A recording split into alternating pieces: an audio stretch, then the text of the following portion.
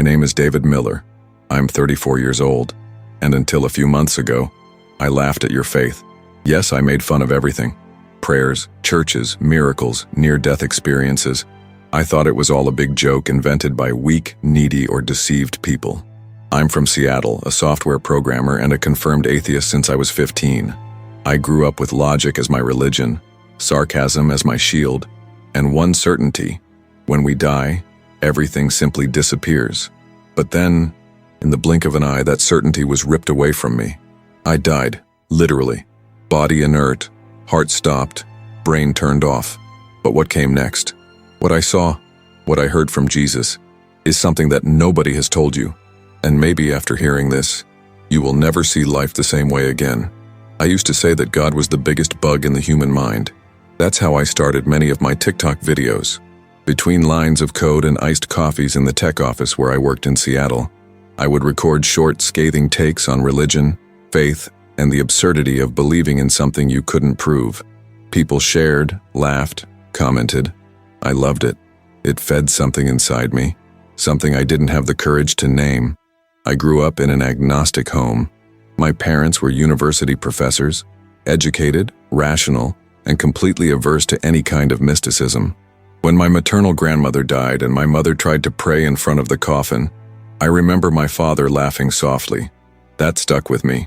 The first time I saw someone talk about Jesus with tears in their eyes was in high school.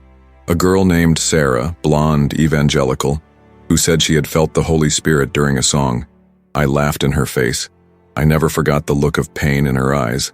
But to me, it was just another ridiculous superstition. At 34, I was at the height of my arrogance. I was earning well, was invited to science and technology podcasts, and had a loyal audience that treated me as a voice of reason in the midst of what they called the age of spiritual ignorance. If someone told me about near-death experiences, I would counter with neurological studies.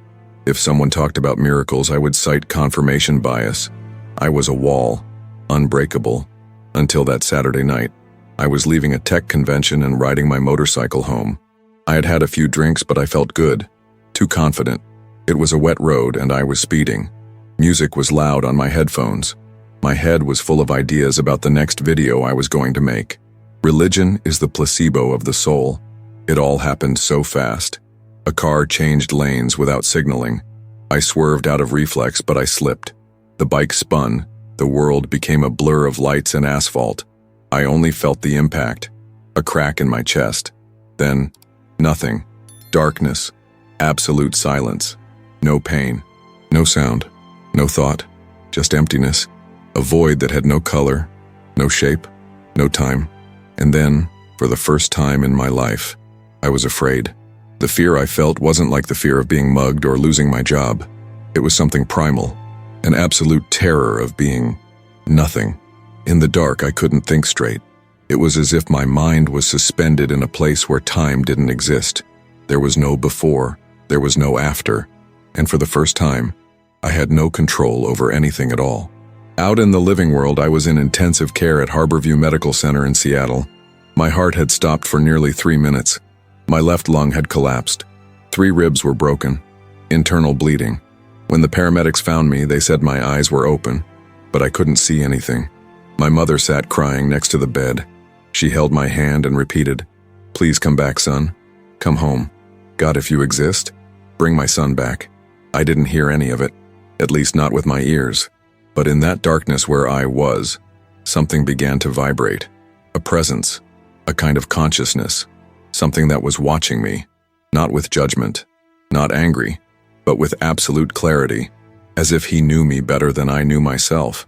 And that's when everything started to change. I felt as if my existence was being pulled somewhere. The darkness began to become less dense, like fog dissipating. And then, I heard it. A voice. Simple. Calm. Deep. "David." It was as if the sound passed through my very being. It wasn't a human voice.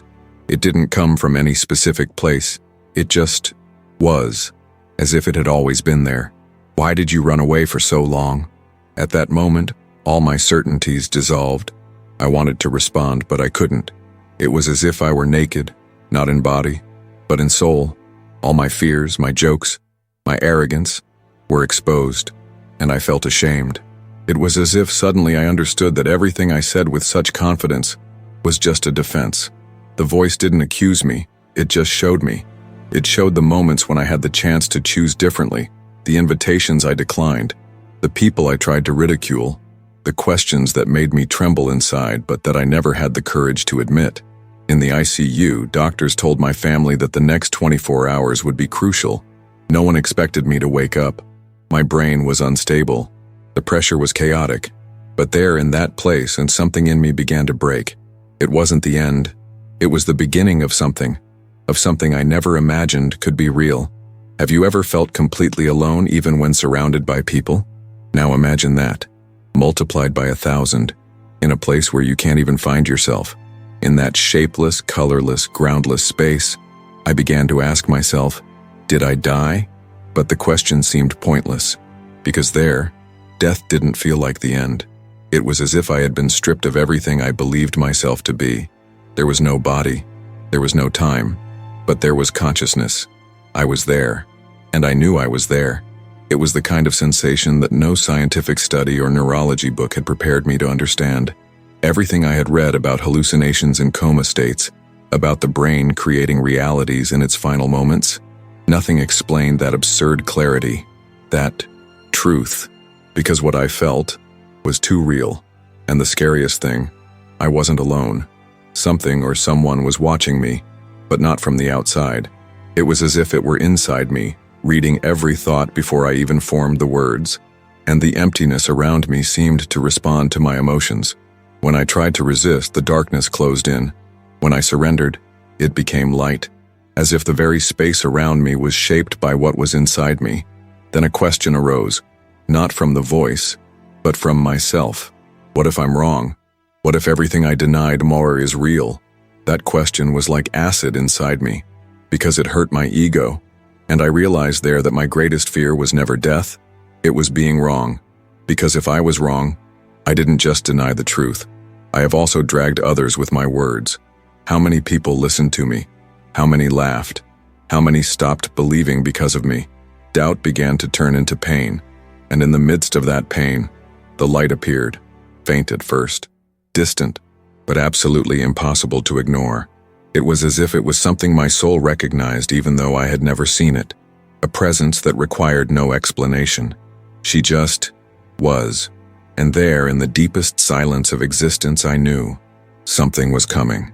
And with that, a certainty took hold of me. My life would never be the same again, if I even had one. You can hide your secrets from everyone in this world, but there was nowhere to hide, not even from me. The light grew, not aggressively, but like the sunrise after a night too long. It had no color, or maybe it had all colors. It was as if my soul recognized it before my senses understood what it was. I didn't see with my eyes, I didn't hear with my ears, but I perceived with something that had always been inside me, and that I had ignored for years. And then she spoke, but unlike the previous voice, the one that called me by name, this presence didn't use words. It was as if every thought, every intention, every memory of mine was touched at the same time. It was a direct connection, without filters, without masks, and I understood. She knew everything, all, my lies, my cruel jokes, the videos I recorded and the ones I deleted, the thoughts I denied even to myself, even the days I cried in the shower, alone, wondering what I was doing with my life. You always felt something was wrong, David, ever since you were little, but you chose to silence that call with noise, with logic, with sarcasm. Why? The question didn't condemn me, but it pierced me. I remembered when I was 7 years old, and I woke up scared from a strange dream. My mother came into the room and told me not to be afraid, that it was just my brain playing tricks, but in that dream, I saw a light, just like this one. The memory came like a flash, then another, and another. Subtle touches, signs, calls, people who crossed my path, conversations I interrupted, guests I turned down, books I didn't read because they weren't scientific. This presence, it didn't judge me, but it showed me what I had lost. And the most painful thing, it showed me who I could have been. And I cried. Yes, I cried without tears, but with my soul. For the first time in years, I saw myself as I really was, small, arrogant, hurt, lost, and yet loved, because that presence, despite everything he knew, would not go away. She was approaching, and the moment it happened, I knew someone was about to reveal themselves, and that revelation would change everything. The worst thing anyone can experience is seeing who could have been and realizing that you were the one who stopped it. The light stopped growing. It stood before me, not in physical form, but as a total presence. It enveloped me inside and out, and then it showed me. No warning, no anesthesia. My life, not like a movie with beautiful scenes. It was different. I saw everything from the other person's point of view. I felt what they felt. The words I spoke now had weight. The jokes, the slights, the silences. Everything turned into waves of pain or hope, depending on the choice I had made. I saw my mother crying in the room after I came out, yelling at her for talking to me about prayer. I saw a childhood friend trying to tell me about a spiritual experience, and I was laughing, disdaining, humiliating him. I felt the pain of Sarah, that girl from school, when I mocked her faith in front of everyone. Every choice, every reaction, and there was no escape, because I felt what they felt, and it wasn't punishment. It was truth. You always thought freedom was doing what you wanted, but true freedom is understanding the impact of your choices on others. That broke me, realizing that by denying everything that was spiritual, I also denied love, connection, empathy. I became a machine. A logical, cold, intelligent machine, Mom, but empty. And when I saw the last images, the accident, my family in the hospital, and my mother praying even though she didn't know if she believed, I broke down. I wanted to go back. I wanted to apologize. I wanted to do it all over again. But there was still no answer. Only one thing is certain. I didn't know who that presence was that showed me everything, but I was about to find out.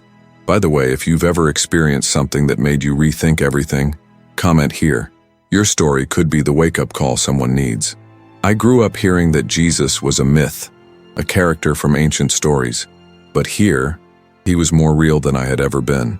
After what seemed like an eternity of watching my life unfold before me, not as a spectator, but as a participant in the pain and hope of others, the light changed. It didn't disappear. It just condensed. It took shape, presence, and then he appeared. There was no white robe, no crown, no halo. He was there, with eyes that not only saw me but looked right through me, eyes so full of truth that it was impossible to look away. And yet I felt no fear. I felt peace, deep peace, peace that made no sense, because I was the last one who deserved to be before him. And yet, he looked at me with a love I had never experienced in this world. David, you knew me before I was born, but you chose to forget. That sentence broke something inside me. I saw myself as a child looking up at the sky, wondering, why am I here?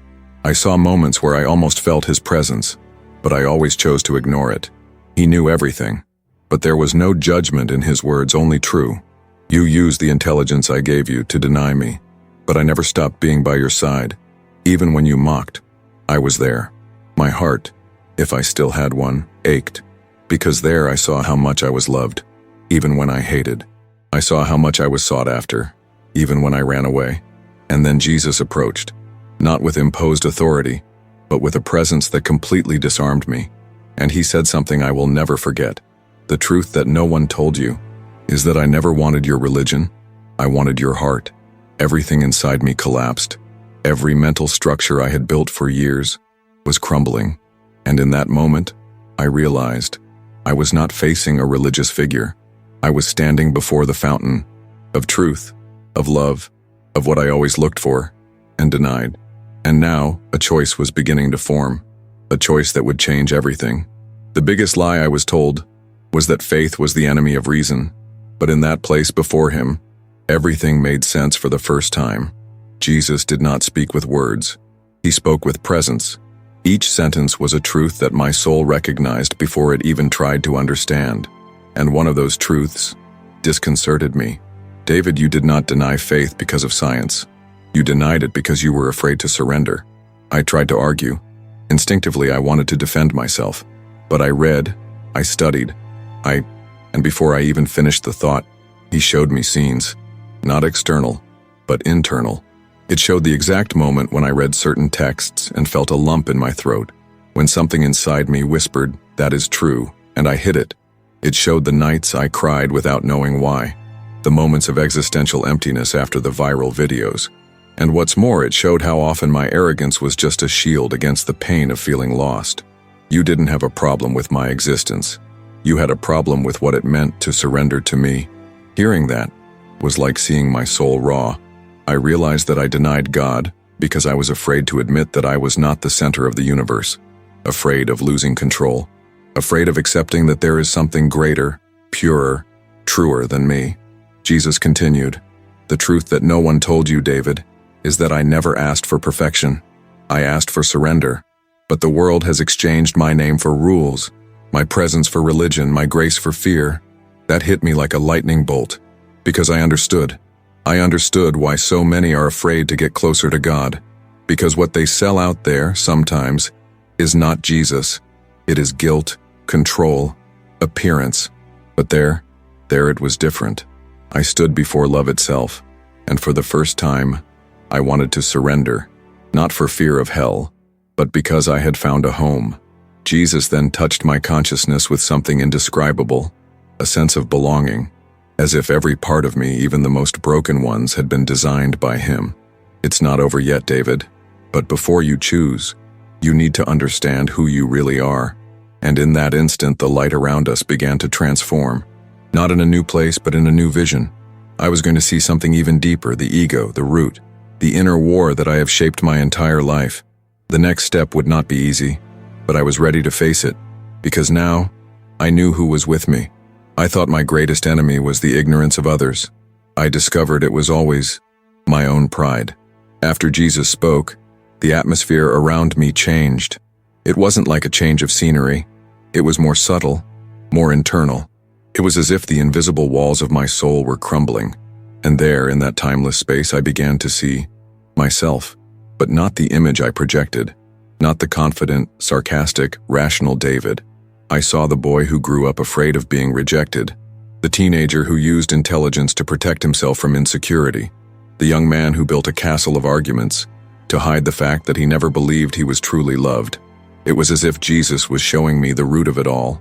You used pride as your shield, David, but it was also your prison. And in that moment, he took me through memories that I had forgotten, or preferred to forget. I saw my father mocking people who talked about God. I remembered the day my mother tried to take me to church and I yelled at her, telling her she was weak. I remembered the day I cried, at age 13 alone, after asking myself, what if I die and there's nothing? Instead of seeking answers, I kept quiet. I buried the pain with logic, and I built my identity on a silent rebellion. But there, before the living truth, I could no longer sustain any lie. Pride makes you look strong, but it keeps you from being healed. These words echoed inside me like thunder, because in that instant I realized I became the kind of person I feared most, someone who lives defending a pain that he never had the courage to face. And then came the question that cut everything in half.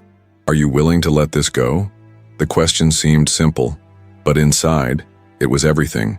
My constructed identity, my followers, my reputation, my truth. Because leaving pride behind meant undressing myself. It meant admitting that I needed him. It meant accepting that behind all reason was a soul, crying out for redemption. And there, for the first time, I didn't hesitate. Try, I said. No defense, no argument, only the truth. Raw, broken, humble. And at that moment, I felt as if something very heavy had been lifted from me. Not physically, but spiritually. It was as if years of darkness were being ripped away from within. Jesus just smiled, not with triumph, but with tenderness. And then he said, "Now you are ready to hear what needs to be done." After everything I saw, after everything I felt, there was only one thing I wanted to do: go back. But that request wasn't simple. In that space where the light revealed everything, without filters, without masks, I felt light for the first time in my entire existence. Light, not because I was free from consequences, but because I was finally free from myself. And that's where I knelt down. Not physically, because there, the body didn't exist, but my soul bowed before him, before Jesus, and with an honesty I had never experienced. I asked, "Let me go back." I didn't want to fix my reputation, nor save my image. I just wanted to do what I should have done. Amar, ask for forgiveness, to hear, serve. I wanted to look into my mother's eyes and say, "You were right." I wanted to meet Sarah again, if she were still alive, and say, "I'm very sorry." I wanted to look at the world not as a code to be deciphered, but as a miracle to be lived. But Jesus, with the same serenity that had guided me there, replied, "Not everyone comes back." Those words froze everything inside me. I wasn't faced with a guarantee. I was faced with a chance, a possibility. And then he explained, returning is not a right, it is a mission. And many, when they return, forget what they saw.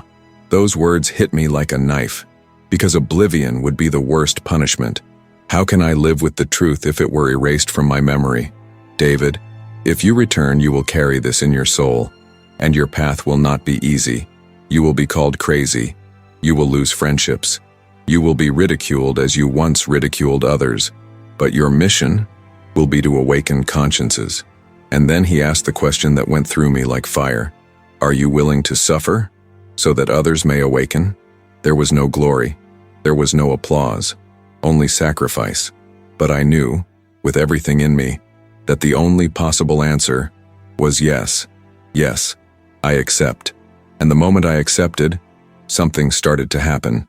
Everything around me began to shake, as if the spiritual world was bending, closing, compressing itself to throw me back.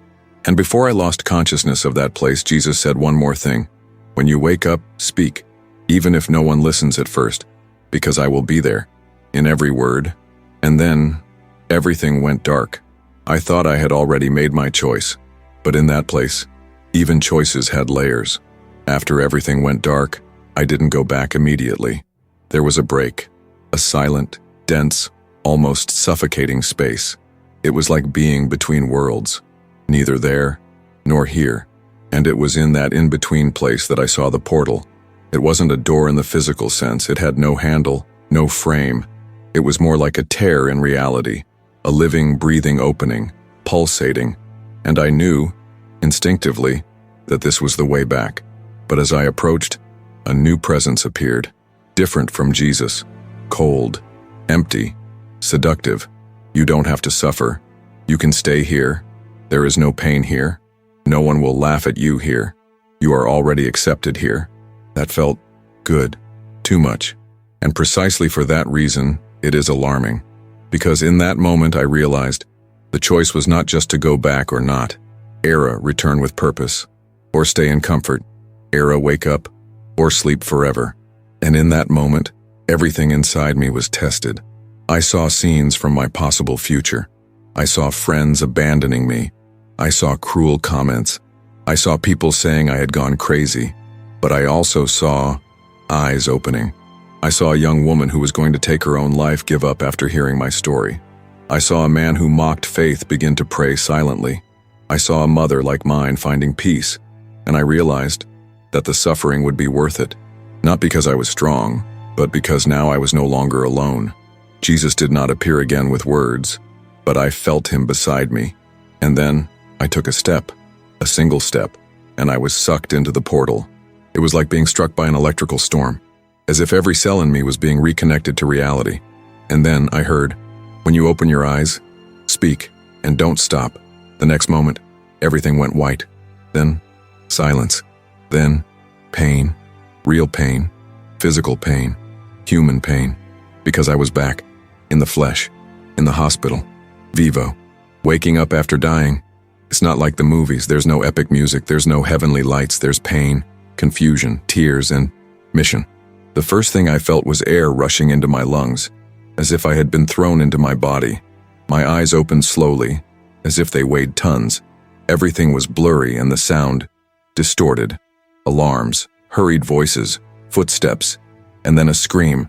He's awake! He's awake! Doctors rushed into the room. My legs wouldn't move. My arms barely responded. But I was there, alive, breathing, feeling. The lights bothered me. The physical pain was excruciating.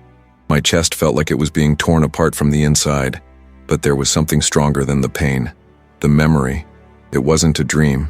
It wasn't delirium. I remembered everything. Every word. Every feeling. Every look. And even with tubes in my throat, even without being able to speak properly, I tried. My mother, pale and trembling, took my hand.